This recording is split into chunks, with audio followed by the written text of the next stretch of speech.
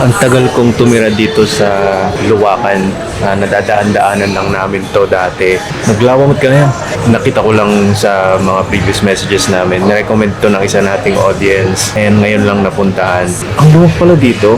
Tapos, may mga customers naman sila. Ang food nila dito, mostly local food din. Yun yung ibang mga in-order natin. At mura yung mga presyuhan nila. Camp 7 Camp 7 yung address nila. Pero dito sila sa Pakenon na. Tapos yung pataas na Palawakan Road. Before noon, dito sa Maliit na Bridge. Dito sila located. Subukan na natin yung mga pagkain nila. Meron din silang libreng pakape. Tapos libreng sabaw. Buti na lang tayo kumuha ng sabaw. Or ulam na may sabaw. May parang bulalo na ata to.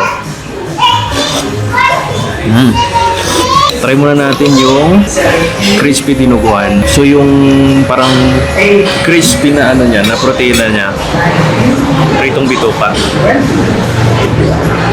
Yan siya. Pritong bituka tapos yung stew na dugo na dinuguan. Ayan natin. Almost puro lutong na lang yung bituka. Wala na siyang masyadong chewy na parts. Walang lansa, walang amoy. Wala na rin siyang parang may subtle na lang na pait. Ay, mas. Tapos puro yung dinuguan sauce. Ulo lang siya ng asim para sa akin. Parang balanse lang siya. Meron din sila nitong sumo gisado. Ito ata yung may kanin na. Ayan, may pinaka-plating din Ayan. Sumo gisado. Uy, hindi sila maalat manimpla dito. Saktuhan lang. Walang lansa, walang amoy. Crispy, yung sarap.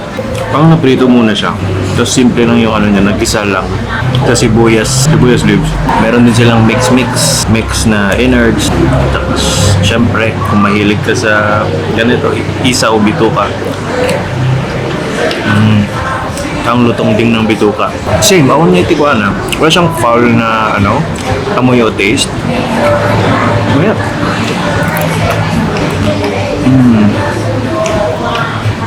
Ito lang may konting fight lang.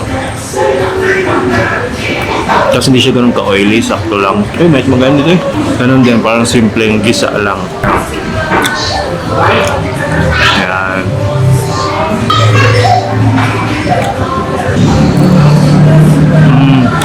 Bituka nila malutong-lutong. Okay, so again, yung mga timpla nila dito, hindi siya strong na sa asim, hindi siya strong sa alat. More on, parang, hindi naman siya exactly bland, pero saktuhan lang.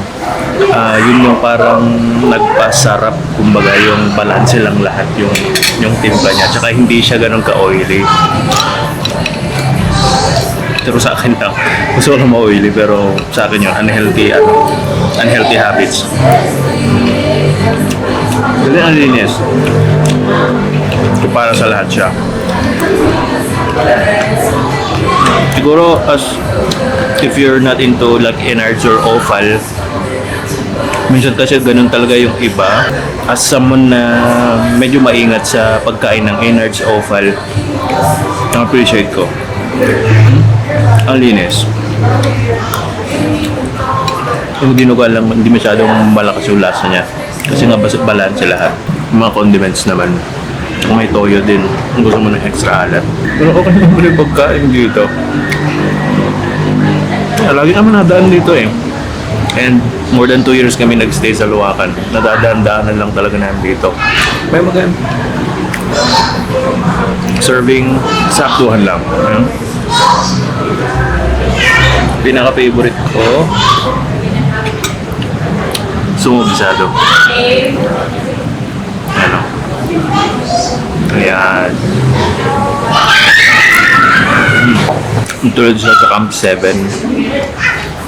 Bago siya mag-merge sa Luwakan Road pataas, yung maliit na bridge dito, ito yung resto nila.